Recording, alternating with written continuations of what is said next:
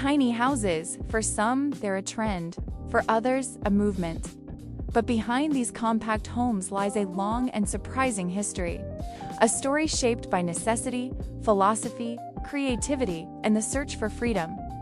In this video, we travel through centuries of small living spaces, from ancient dwellings built with bare hands, to minimalist Japanese micro-apartments, to the modern tiny houses redefining how we live today. Whether you're curious, planning your own build, or simply fascinated by design, this journey will show you how tiny houses became a worldwide phenomenon, and why their story is far from over. For most of human history, homes were small, not because people wanted to live minimally, but because survival demanded it. Across Europe, Asia, and the Americas, tiny wooden shelters stood at the edge of forests, meadows, and rivers, built with local wood, stone, and thatch. These compact homes served as protection from harsh weather and predators. Inside, every space had a purpose: storage above the fire, sleeping platforms against the wall, tools hanging wherever they could fit. These early dwellings remind us that tiny living isn't new. It's deeply rooted in our past, shaped by ingenuity and the need to stay close to nature. When European settlers pushed west across North America, tiny log cabins became the symbol of frontier life. Simple, fast to build, and sturdy, they were often no larger than today's tiny homes. Inside, families used multifunctional furniture long before the word multifunctional even existed.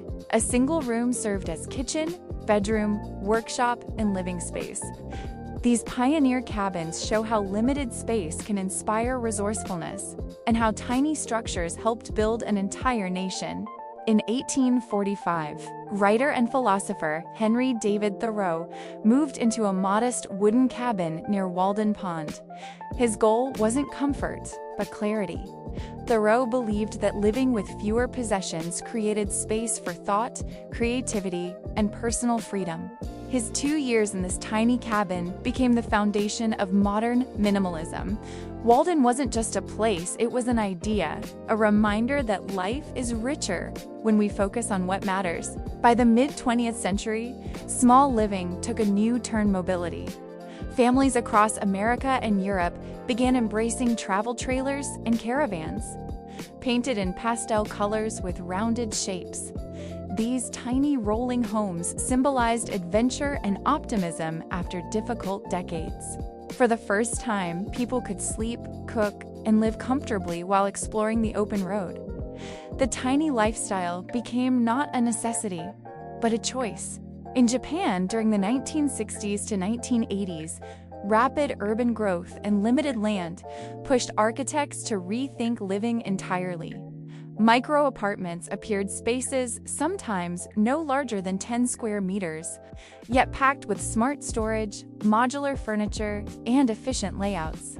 Inspired by metabolist architecture, these units showed how clever design can transform even the smallest room into a functional home. Japan unknowingly contributed one of the biggest influences to today's tiny house design: the art of doing more with less. In the early 2000s, the first tiny houses on wheels emerged in North America. They blended the spirit of traditional cabins with the freedom of caravans. Often built by hand, they emphasized sustainability, affordability, and independence. These early pioneers sparked a modern movement, one centered on reclaiming control over housing, finances, and lifestyle. The financial crash of 2008 changed everything. With housing costs rising and job security falling, many people began rethinking the meaning of home. Tiny houses offered an alternative: low cost, low consumption, and the chance to live mortgage-free. The movement grew rapidly as individuals sought stability through minimalism. Tiny houses became more than small structures; they became symbols of resilience. Today, tiny houses can be surprisingly luxurious.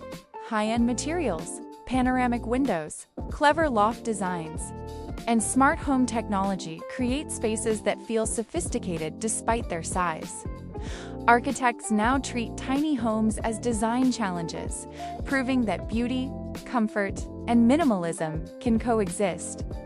Small no longer means simple. It can also mean elegant. For many owners, tiny houses represent a path toward ecological independence. Solar panels, composting toilets, rainwater systems, and recycled materials help create homes that operate with minimal environmental impact.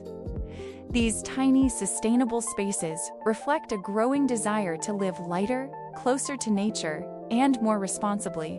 For others, the appeal is freedom. Packed onto trailers or truck beds, tiny houses allow people to travel, explore, and settle wherever life takes them. This mobility has turned tiny homes into a lifestyle, where the world becomes your backyard, and home is wherever you park.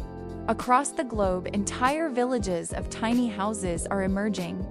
These communities emphasize connection, shared spaces, and collective values. They offer solutions to housing shortages, promote sustainability, and encourage social interaction. In these neighborhoods, people discover that living small doesn't mean living alone. It means living together, differently. Today, the tiny house movement continues to evolve. Architects and designers are developing new materials, smarter layouts, and flexible modular systems that adapt to any lifestyle. Cities around the world are testing tiny homes as solutions for housing shortages, emergency shelters, and sustainable urban growth. And as technology advances, tiny houses become more efficient, more autonomous, and more comfortable than ever before. The future of tiny living is not just small, it's innovative, resilient, and full of possibilities. Tiny houses are more than a trend. They're the product of centuries of innovation, adaptation, and imagination, from ancient shelters to high-tech microhomes. The evolution of tiny living reflects a universal need, the desire for freedom, simplicity, and meaning. As cities grow, resources tighten, and lifestyles change, tiny houses remind us that a great life doesn't require a huge space, just a space that truly fits who we are. Thanks for watching! If you enjoyed this video, don't forget to like, subscribe, and turn on notifications. See you next time for more stories about creative living, smart spaces, and the art of making a small place feel like home.